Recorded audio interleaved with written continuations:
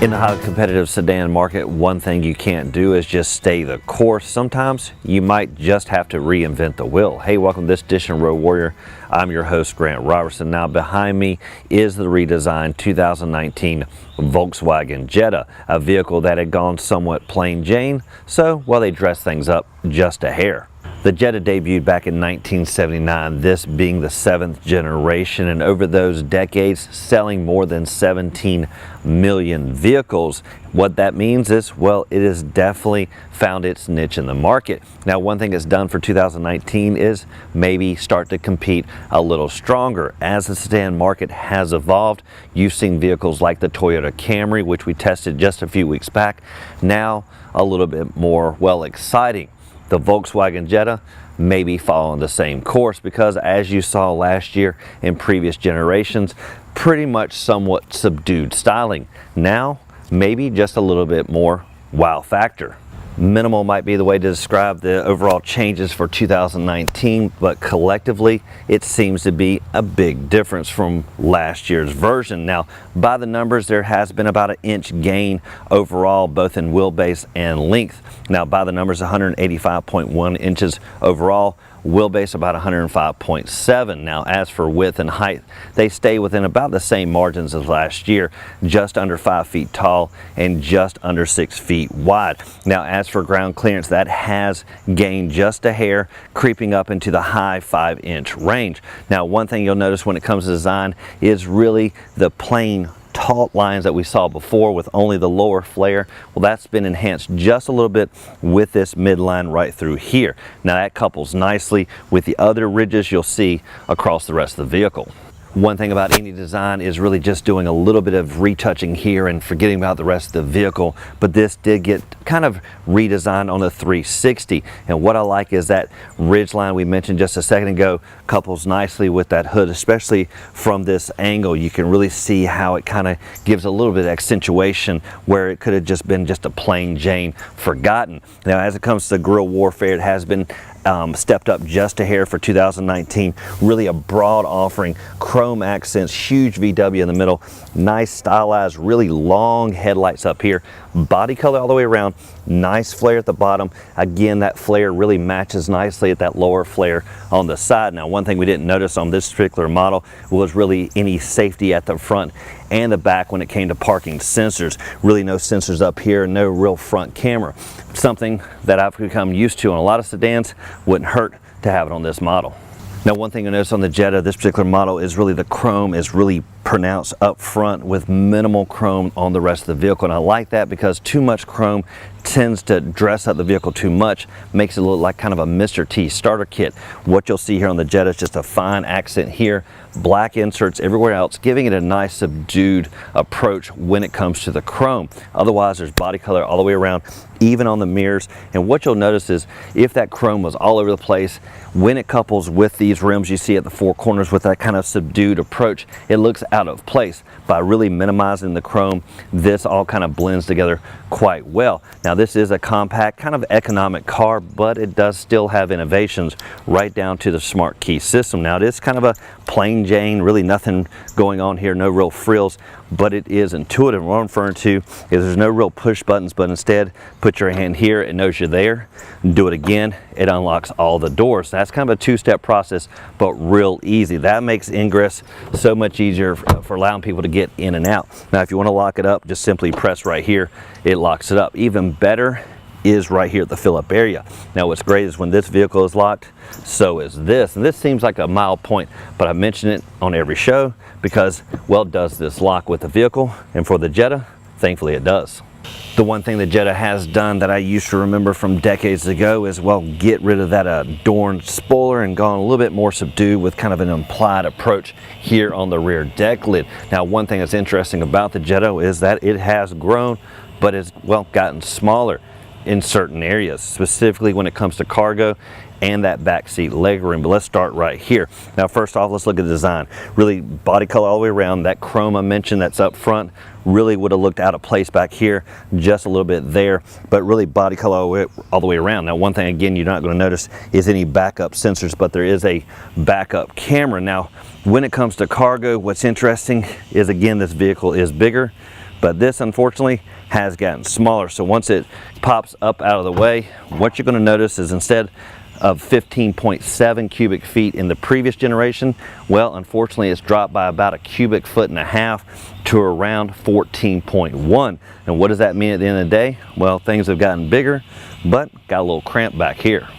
Now, one quirky thing about the rear deck lid is that if you're like me and you like to rush into things, basically you're going to pop this open, swing inside, but you're going to notice it's kind of a head banging affair. The reason for that is there's really no suspension or hydraulic lift to this. Instead, it's really a counterweight that needs to be locked into place. Once it's locked in, of course, it's not going to fall at all. You can really get in here with these, so it may just take an extra getting used to put this fully up before you climb inside. Once you do that, release it and close it right up. So when it comes to power plants, currently there is only one option, the 1.4 liter inline 4-cylinder turbocharged engine. Now that's compared to two other options that were on the table, the 1.8 liter or 2.0, but I've heard a little rumor that those are coming, or at least one of them, down the pipeline. Now as for horsepower, it has dropped just a hair from 150 last year to 147 this year. Foot-pounds of torque is still the same at 184. Now as for transmission, this engine can be coupled with either a 6-speed manual or the as-tested 8-speed automatic. As for fuel economy, averages somewhere around 34 miles per gallon. One of the loudest critics on any vehicle is going to be your backseat driver, so let's crunch the numbers back here first before we go with, well, what's offered in the front. Now what you're going to see first is just under about an inch less of legroom on paper compared to last year, around about 30-some inches. Now what does that equate to when you get back here? Well, I didn't notice a real big difference, because even with my 6-foot-plus frame, I really found plenty of comfort. Even with this seat back almost in its furthest position, really no impact zone when it comes to my knees. Now as for the overall positioning of the bench, it is a little bit lower, making the knees be a little bit more elevated, but overall the comfort's nice. As for the outer buckets, really nice and comfortable, sculpted, individualized attention. A little bit of narrowing, of course, through the middle with that third occupant. And of course, this hump here means feet position is going to be a little bit more compromised. Now, interestingly, overall headroom is good. Even with the sculpting back of the roofline, what you'll notice with the Jetta here is that thankfully it's not too aerodynamic, which means it's not really creeping into your headroom. Now, interestingly, is the locking system on this vehicle. What you'll notice, traditional locks, pressing buttons locking the vehicle, well, it's not an option for the backseat drivers. There is no locking. There's not anything here. There's not even really a toggle to lock or unlock. I guess that's controlled by the pilot only. Well, once you're back here, if the vehicle is locked, well, no concern, you're not going to be trapped. Just simply pull it once, pull it again, the door will open. Anytime you need to transfer the interior volume to cargo, you'll find the releases for the back seat here in the trunk. Now, there are no releases on the inside of the vehicle, but instead just simply come here and pull this. Now, it is kind of an arm stretch away to reach that seat back, so you'll simply have to go inside the vehicle to tumble the seat forward. Now, that's not real difficult. You'll just simply grab right here and tumble it. Now, what's great is even with the headrest in place, really the seat folds down with ease. Now, once you'll do that, you'll see plenty of options when it comes to seating, cargo, whatever, but this allows definitely some pass-through from the cargo into the interior volume. One thing to think about when it comes to backseat drivers is overall climate control, and well, there just isn't any typically on a compact vehicle, but one thing you'll sometimes find is at least some vent options. But unfortunately for the Jetta, one place where you typically find them is on the back of the front center console, but that's just not the case, which means the only airflow is going to be, well, directed at the front seats and hopefully right there through the middle. Front seat occupants are going to get the best when it comes to legroom numbers, over 41 inches. Now, as for the seats themselves, just a little bit of bolstering on the outside, but really not too tight and really accommodates anyone with ease. Now, this particular model came with leather appointments, but one thing for the front seats where they were both manual adjustments, no power options in this particular model. When it comes to the interior design, what you're going to notice is kind of a two-tone accent with a nice huge touchscreen system there front and center. Now, the overall entertainment is somewhat plain Jane, really not a lot of color going on here and really not a lot of information. What I'm referring to is the presets. Really, there's a nice way to toggle it, swipe it back and forth, but these big huge square designs really are placeholders. My assumption is for maybe the radio art or even specific to the actual station itself, but instead, since there's no information being fed to the system, really they're just big square boxes that look kind of, well, old school and basic. Now what I prefer is really more of the manual dial here. You can almost really just scroll through. So a lot of innovation and intuitiveness here, but this box design, well, it just got to go away. Now as for other settings, you do have the radio, of course, we're on, the media selection. The car is going to give you some nice digital readouts, and you do have phone connection, and you can add some other apps as well. For climate control, one thing you got to think about is those backseat drivers, because this is the only area that's really going to set the comfort, and these vents down the middle might be the only thing they can fill, so you might have to share the love when backseat drivers are going down the road. Now as for controls itself, nice symmetric knobs, which I like, really dial in the specific temperatures, dual zones up front, nice fan speed knob in the middle, and some various selections as well.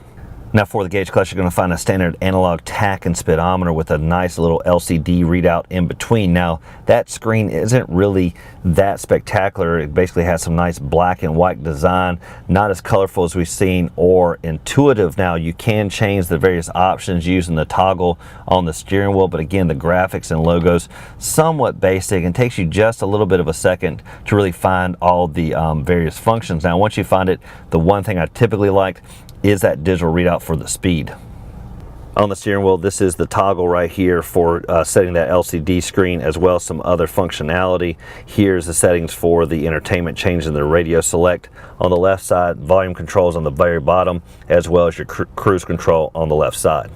Between the front occupants, you'll find dual cup holders with these kind of spring-loaded little holders to keep the drinks in tight. Little shallow tray here really can hold your phone. Now as for the center console, decent elbow support, and once you open inside, this particular model really has a decent deep offering, but no USB connections. But I did see this little area right here, which my assumption is, well, that might be an option to put some USBs here. Way down low on the dash, you'll find this little shallow tray here, a USB connection, and a power supply there as well. And that does for this edition of Road Warrior, and a test drive behind the wheel of the 2019 Volkswagen Jetta, a vehicle that has gone a little bit under the retooling with a little bit more chiseling and fine tuning, which basically makes it a little bit more competitive. Now what's happened in this redesign is, well, things have gotten a little bit bigger, but also oddly a little bit smaller, both when it comes to that rear legroom and that rear cargo. But at the end of the day, this is a compact offering that still has decent areas of interest when it comes to, well, overall comfort, and again, decent horsepower. Now as always, thank you for watching this edition of Road Warrior. Keep both hands on the wheel and eyes straight ahead.